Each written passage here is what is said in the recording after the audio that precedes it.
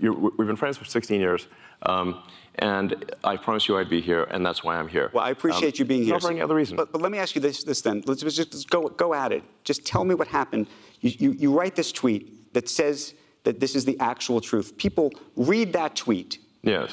And they say, Elon Musk is an anti-Semite, that he is riling up this base. You're hearing it from, as I said, the White House. You're hearing it from Jewish groups all over. I think Jonathan Greenblatt from the ADL is here. There's lots of people who say this. And by the way, it's not just that... Did you read the whole thing? I did, and that's why I want to ask you about it. And the responses? Excuse me? I said more. More responses? Yeah, I said more than what you just read. Yes, no, there was absolutely more. Yes, yes.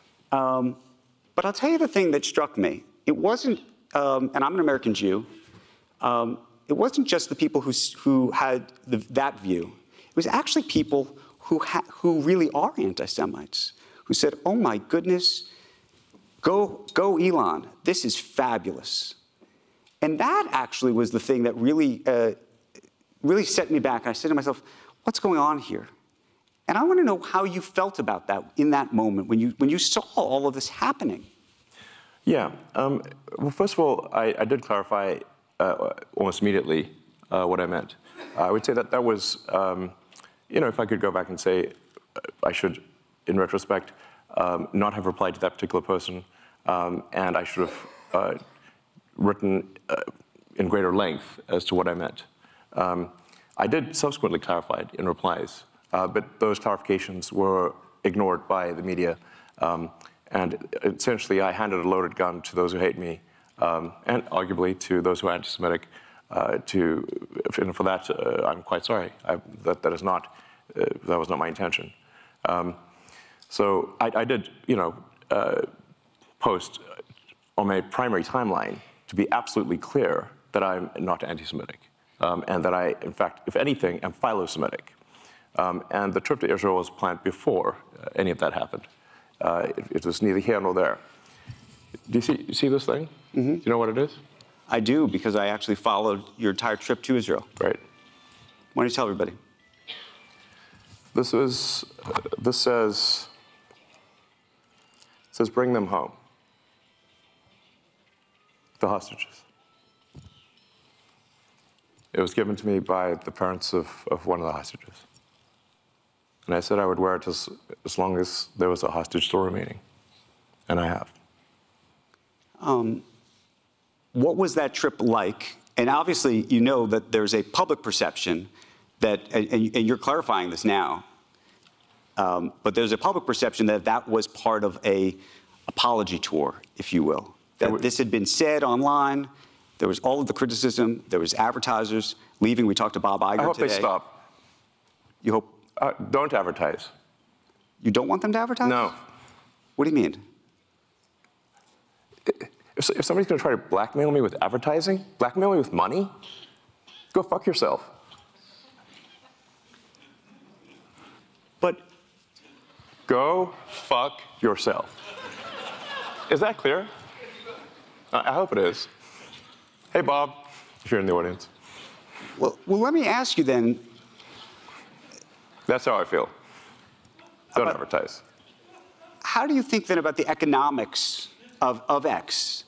If part of the underlying model, at least today, and maybe it needs to shift, maybe the answer is it needs to shift away from advertising.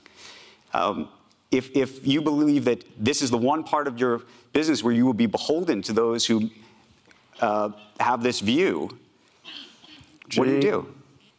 F-Y. I understand that, but there's a reality too, right?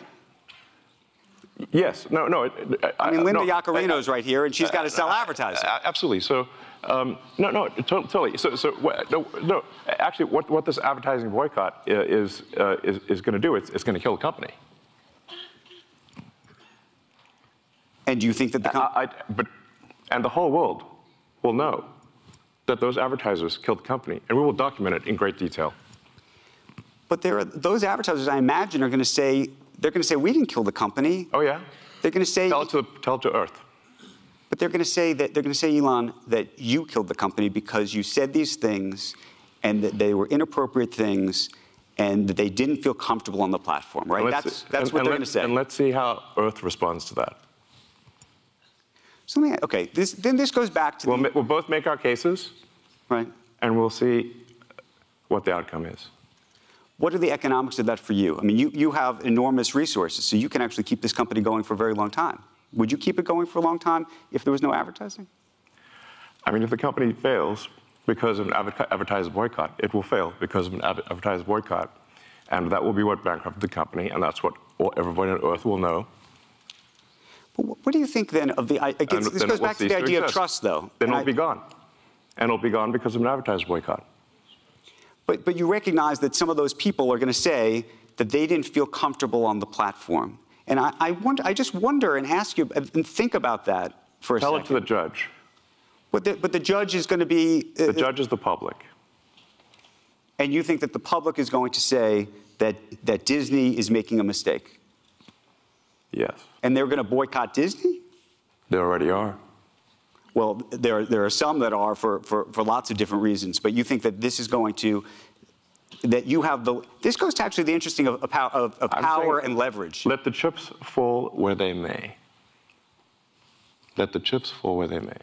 Can I ask why that is the approach? And I ask it because you've been What's the other approach? Well, you've been very particular about the approach to Tesla. When you think about the engineering involved in that, the approach to SpaceX, the approach to some of the stuff you're doing with AI has been very specific, right? There's not a let the chips fall where they may approach to those businesses, I don't think. No, we focus on making the best products. And Tesla's gotten to where it's gotten with no advertising at all. I understand that. Tesla currently sells twice as much in terms of electric vehicles as the rest of electric car makers in the United States combined. Tesla has done more to help the environment than all other companies combined. It would be fair to say that, therefore, as a leader of the company, I've done more for the environment than everyone else, and any single human on Earth. How do you feel about that? How do I feel about that? Yeah, no, I'm asking you personally how you feel about that, because this goes, we're talking about power and influence and... I'm saying what I care about is the reality of goodness, not the perception of it. And what I see all over the place is people who care about looking good while doing evil. Fuck them. Okay? Let me ask you this, because I think part of this, by the way, there's some people who said, look, owning X to begin with has just created problems, that you've created so many amazing things that are changing our world. And I know you want to make X this fabulous town square free speech platform, but that unto itself that has created such a distraction of all of these things. This is the conversation we're having. We're not focused, or we're not talking at least yet, and we will. On Tesla, you have your Cybertruck deliveries tomorrow and everything else that you're doing. But yes, is there any... it will be the biggest product launch of anything by far on Earth this year. Is there any part of you, though, that just says, you know what, I just shouldn't have done this, or maybe I should sell it or give it away or do something else with the X piece of it? Yeah. Given the propensity for some of the things that you do and say on that platform to create these issues. Yeah.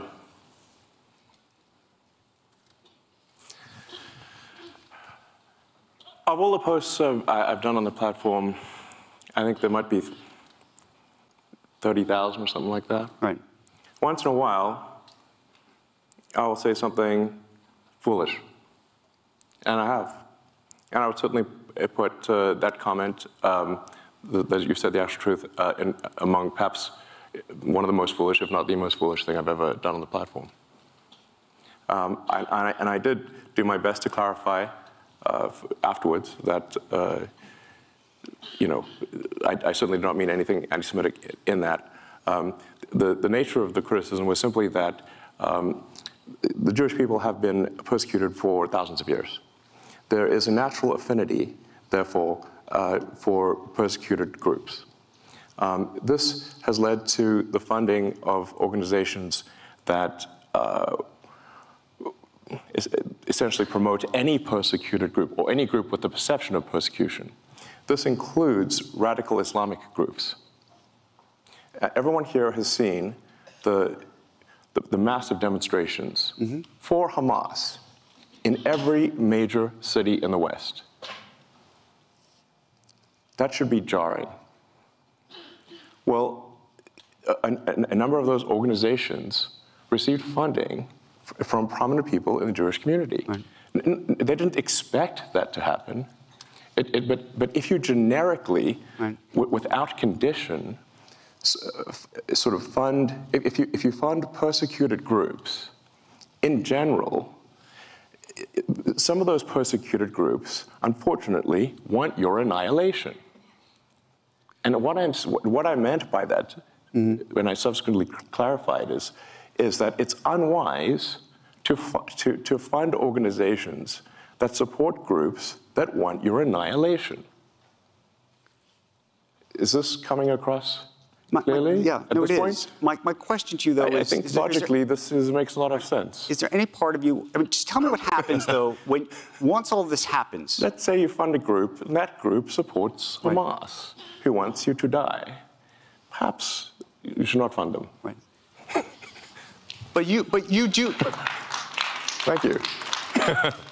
You do appreciate that when you wade into these very delicate waters, at these very delicate times, yes, that it can create a real, I mean, as it created headlines for the past 2 weeks, and economic impact.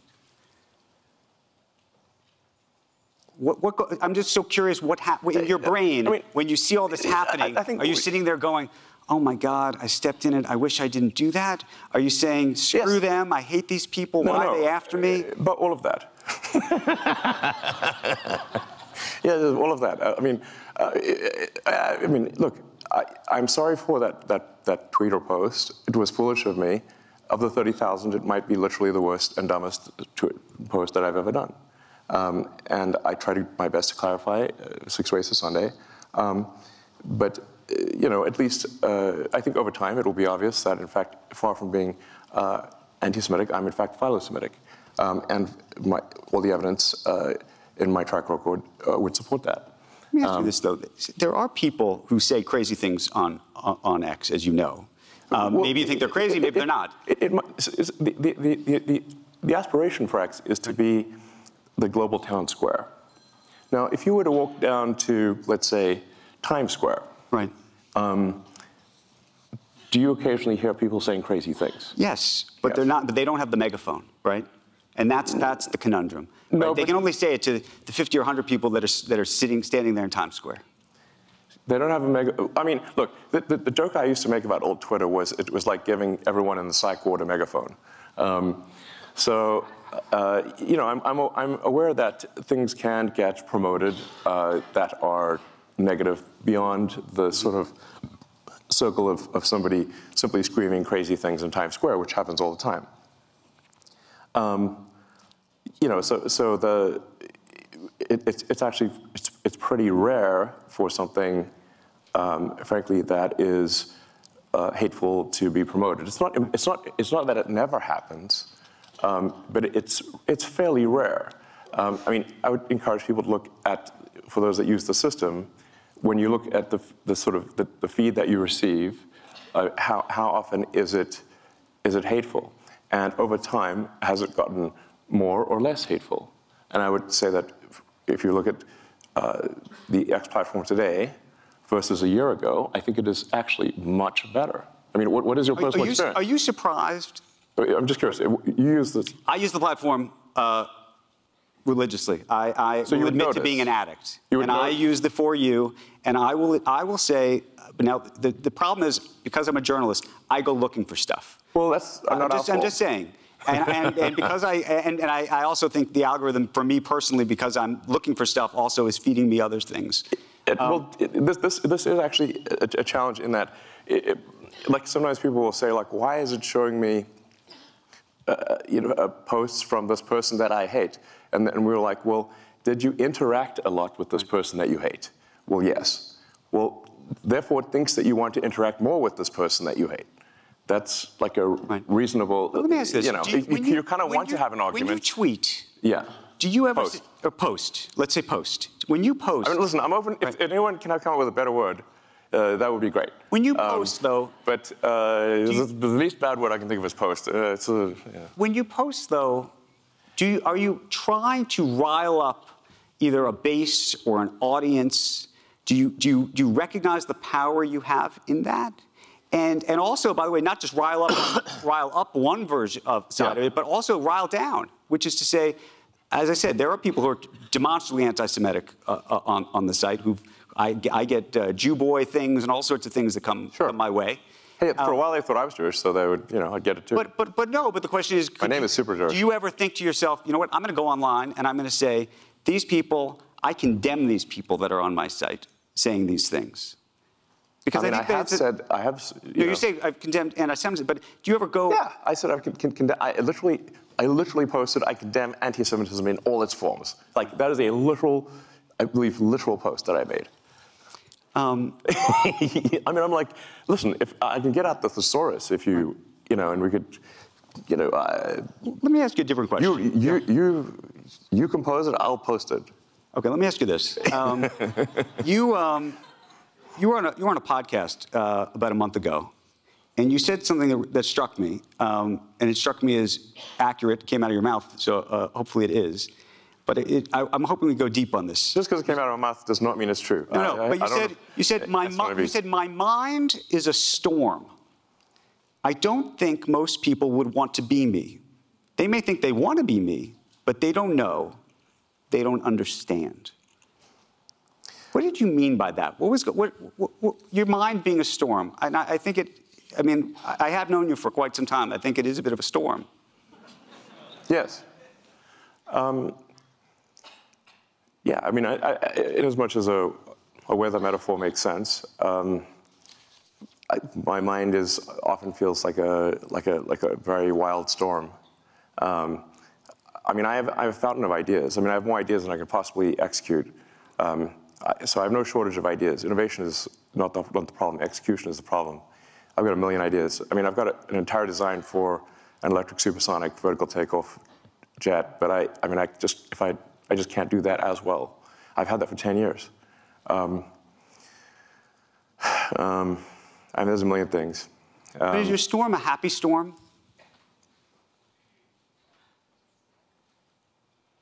No. It's not a happy storm. No. Tell us about that, because I think that actually, when people try to really understand you, I think that there's a lot of this comes from some other place, and I want to talk about that. What do you think that is?